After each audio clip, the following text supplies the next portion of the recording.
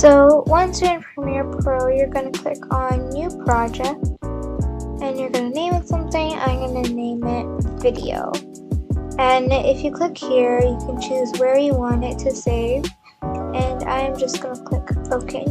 So once you create your new project, you are going to bring up the File Explorer.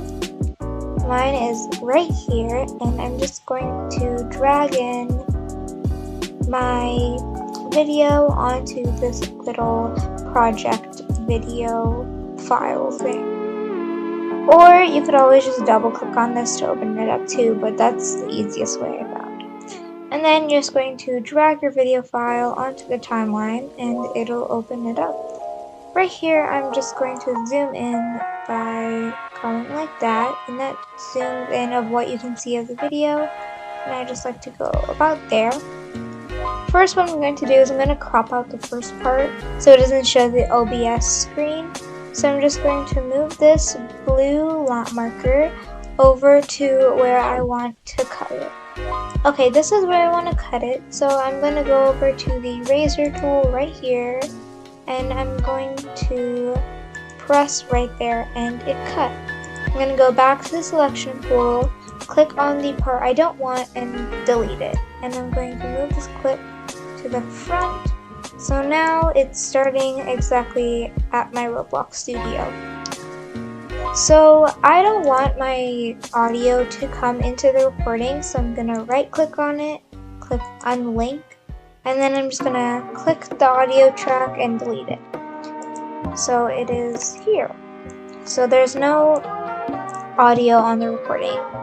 Next, I'm going to right click on it again, go to speed/duration, and going to speed up this clip by 300%. This made it so that the video is 1 minute in total, so I'm going to click OK. And you can see that the video got a lot shorter because we did speed it up.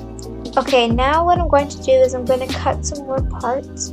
I'm going to cut more parts of the video, like opening Blender and things like that. Okay, now I'm going to show you how to add rectangles or shapes into your video.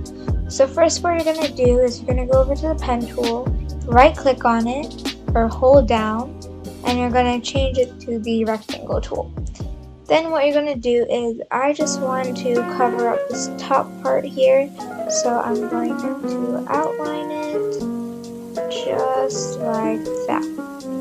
So it is now a gray shape, and if you go over to Effect Controls, click on this little arrow next to it, you can change the color of the rectangle and the stroke size. And if you go over to Selection Tool, you can figure out what size you want it to be. And this graphic here is how long the rectangle is going to last.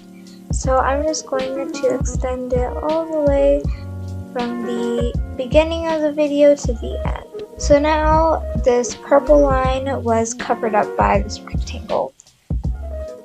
Now what I'm going to do is I'm going to add some music, because music is very fun to have in AGFX videos. So I'm going to go over to my File Explorer and find some music.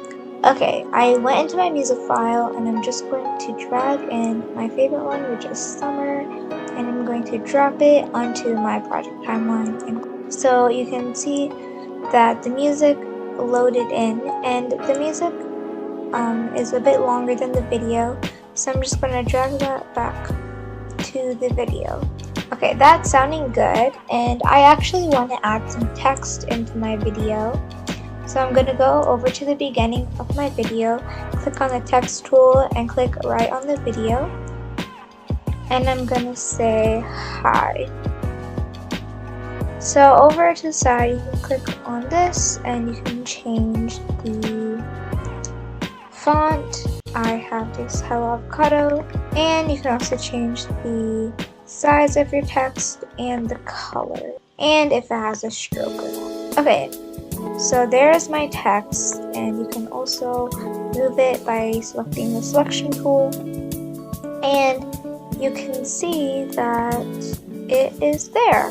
the text is all the way through, which is very nice. Okay, so next I am done with my video, so I'm gonna export it. You're gonna go to the beginning of the video, click I on your keyboard, then you're going to go to the end of your oops, sorry about that, and click O. So it's gonna tell the computer to just render only these parts of the video.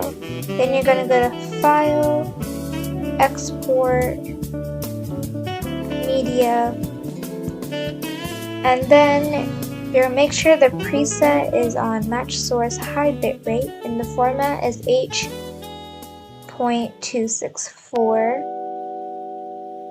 and then you're just gonna click Export, and it'll export the video.